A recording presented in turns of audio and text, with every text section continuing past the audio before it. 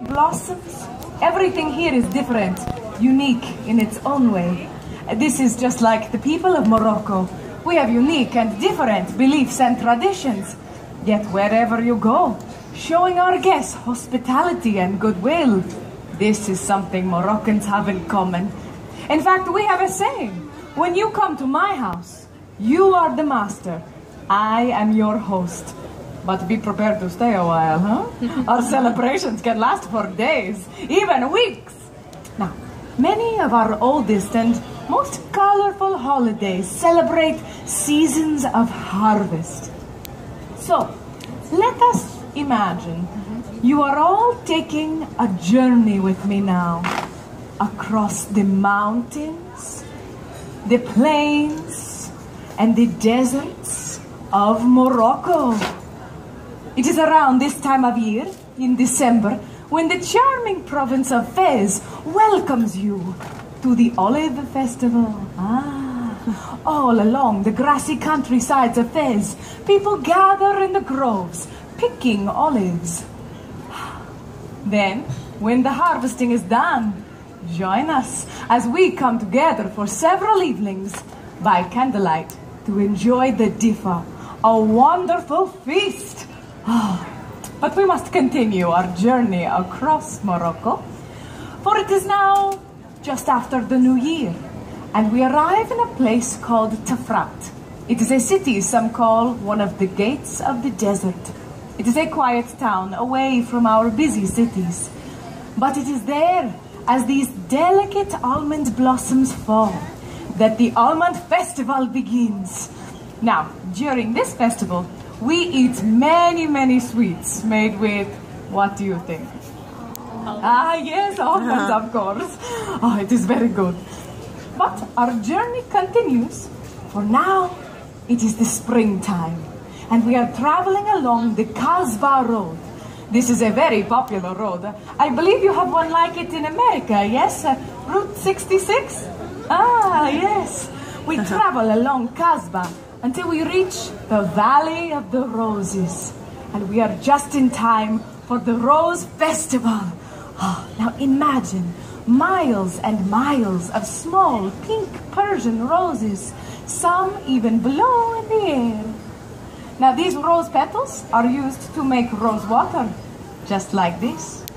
Can you imagine the scent of 1,000 roses filling the air?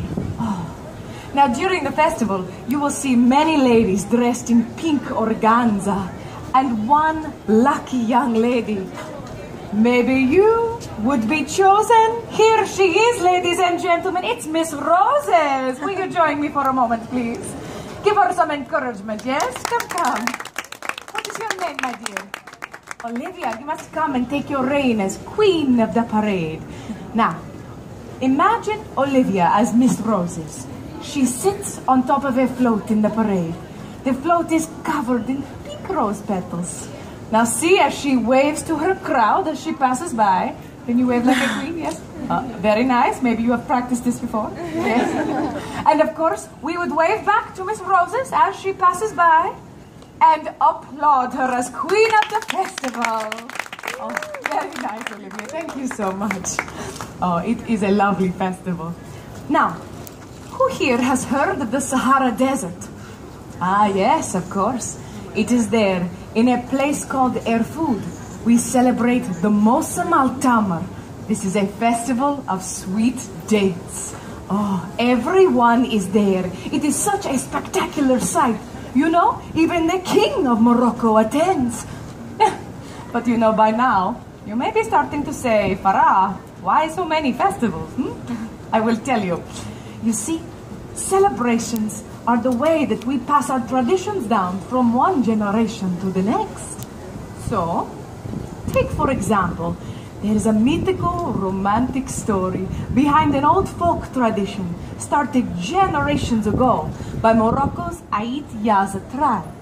You see, they lived in a small town in the mountains near El Shil, only about 2,000 people.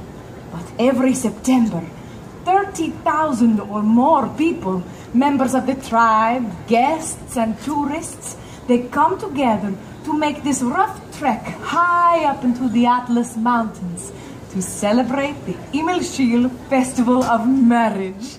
Oh, it is a wonderful time. Some call it September Romance. But you know, this internet dating, it is very popular these days, yes?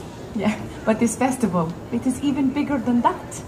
Can you imagine would-be brides, grooms, and their families coming together to find a spouse? And then they have the world's largest engagement party and collective wedding ceremony. You know, this gives me a nice idea. Do we have a married couple here today who perhaps has celebrated a recent anniversary or engagement? Yeah? No? Well, how about a married couple who wants to help Farah out this afternoon? Ah, yes, over here. That was a subtle, I'm not sure I want to participate wave. Would you join me for a moment? Yes? Oh, no. You're a part of the married couple, sir. Yeah. What are your names? Tina and Sean, this is wonderful. Tina, could I have you stand over here for me? And how long have you been married? It's over 16 years. This is wonderful. Well, you will help me tell the story of how this tradition began. Don't worry, I'll do all the talking. Now, legend has it that there were two young lovers, Isli, which means groom in Berber, and Tizlit, which means bride. Now, if I may take your hands for a moment, these two lovers had decided to marry. But, no. You see, their parents would not consent, for they were from enemy tribes. Oh, this made the two lovers very sad, yes? Don't hold back on me, yes? You're very sad. You began to cry. Here, you may hold your tears for me. And cry. You may hold your tears for me. 16 years. I want to see some tears. Let's cry. So they cried and they cried and they cried until their death. Oh, it seemed that love had lost. But then, no. Hold your tears for me. Because then, something wonderful happened. You see, their tears came together to form two lakes. Can you guess the names? We hold this here for you.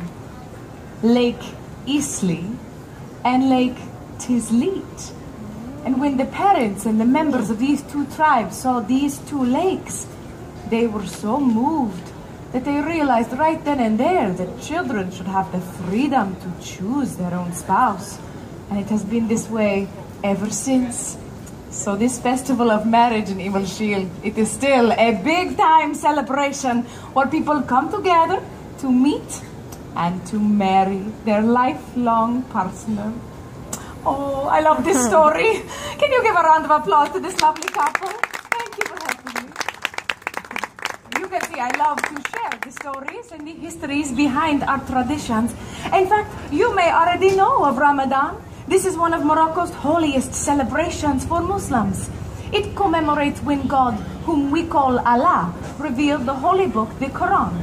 In the 9th month of the Islamic calendar, we wait for the first night of a new crescent moon.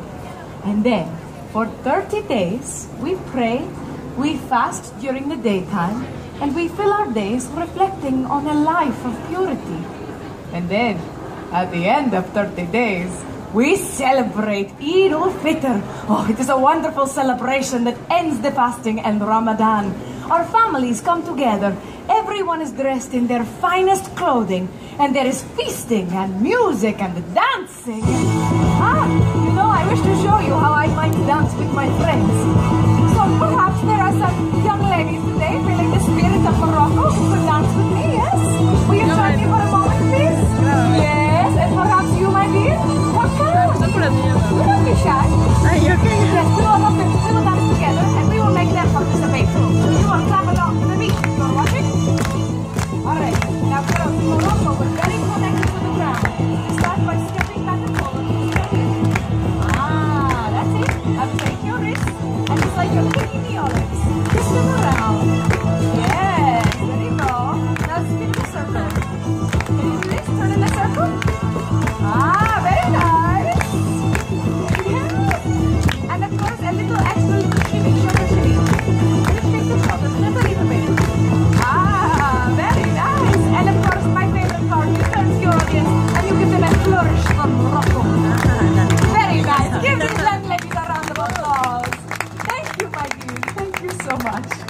You know I could go on and on, but it is like I said before, celebrations are the spice of life. And the holidays here in Morocco, just like everywhere else, they are a time for family and for reflection, and perhaps a time when strangers can become friends. So I must tell you, in this short time that we have spent together, you have all made this holiday season one that I will always remember. And I truly hope it is the same for all of you. So in the spirit of the season, I wish you peace, or as we say, salam. Salam. Happy holidays, everyone. Thank you for joining me. I will be over to the side for a few minutes if you wish to say hello or take a picture. Otherwise, stay around.